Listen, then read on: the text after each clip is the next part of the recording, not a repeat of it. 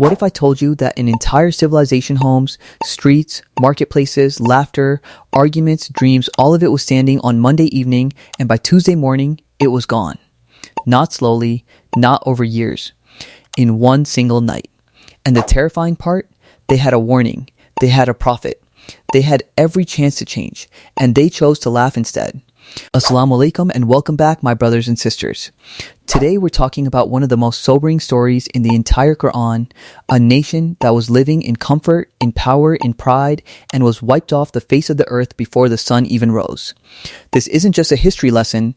By the end of this video, you're going to understand exactly why Allah allowed this to happen, what the people did to deserve it, and most importantly, what it means for you and me living in 2026, scrolling on our phones, feeling completely safe. Trust me, stay till the end, because the last part of this video is the part that actually changes how you look at your own life. Let's set the scene. Allah sent a prophet to this nation, a man of mercy, patience, and clarity. He didn't come shouting, he came pleading. He warned them again and again about the direction their society had taken.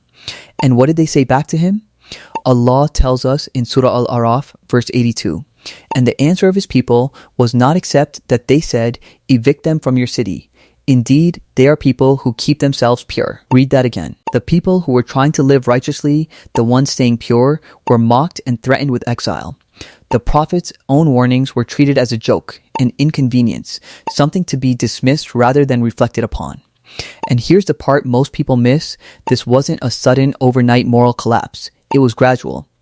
Generation by generation, boundary after boundary was pushed a little further until wrong became normal and normal became something to be proud of. Sound familiar? That's exactly how societies drift today, not with one dramatic decision, but with 1,000 small acceptances. Now stay with me, because this next part is what the title of this video is really about.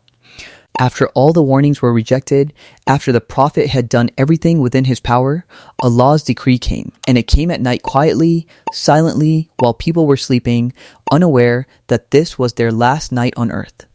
Allah describes it in Surah Al-Qamar, indeed, we sent upon them a storm of stones, except the family of Lot, we saved them before dawn. Before dawn. Think about that timing.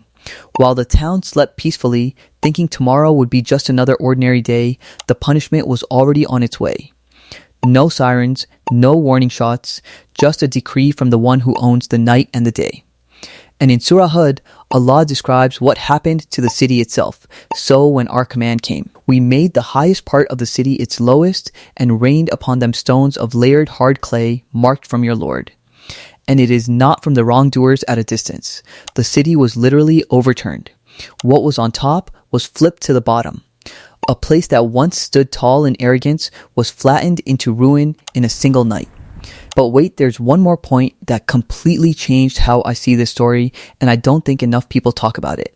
In the middle of all this destruction, Allah didn't forget the righteous. The Prophet and his believing family were told to leave before the punishment struck. They walked out into the night, and by morning, everything behind them was gone. Even in a moment of total devastation, Allah's mercy was precise, protecting exactly who needed to be protected. This tells us something incredibly important. Allah's punishment is never random. It's never careless. It's calculated with perfect justice, and mercy is never far from it, even in the darkest moments. If you've ever felt like the world around you is drifting further from what's right, and you felt alone trying to hold on to your values, this next part is for you. The believers in that city weren't saved because they were more powerful, richer, or louder. They were saved because they held on to truth even when everyone around them mocked it. That's the same test we face today, just in a different form. I'm going to share something most Islamic channels never really sit with. This story isn't just about them thousands of years ago. It's a mirror. Every generation faces its own version of this test. Normalized wrongdoing, boundaries slowly eroding, warnings being mocked instead of welcomed. The Quran doesn't tell us these stories to make us feel superior to past nations. It tells us so we reflect on our own choices, right now, in our own homes, our own habits, our own hearts. Allah says in Surah Yusuf, there was certainly in their stories a lesson for those of understanding, not for those who just listen, for those who understand. That means pausing after a video like this and actually asking yourself, where in my life am I ignoring a quiet warning? Where have I gotten too comfortable? The destruction didn't come because Allah is cruel, it came because mercy had already been offered repeatedly and rejected.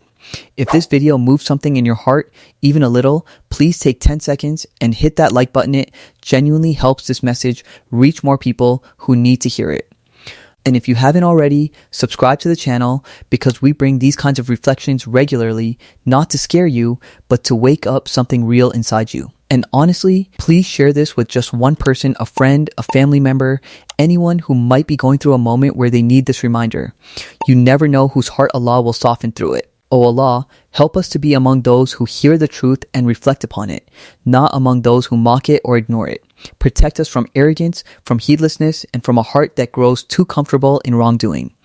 Grant us the humility to change before we're forced to, and the mercy you showed the righteous in every generation before us.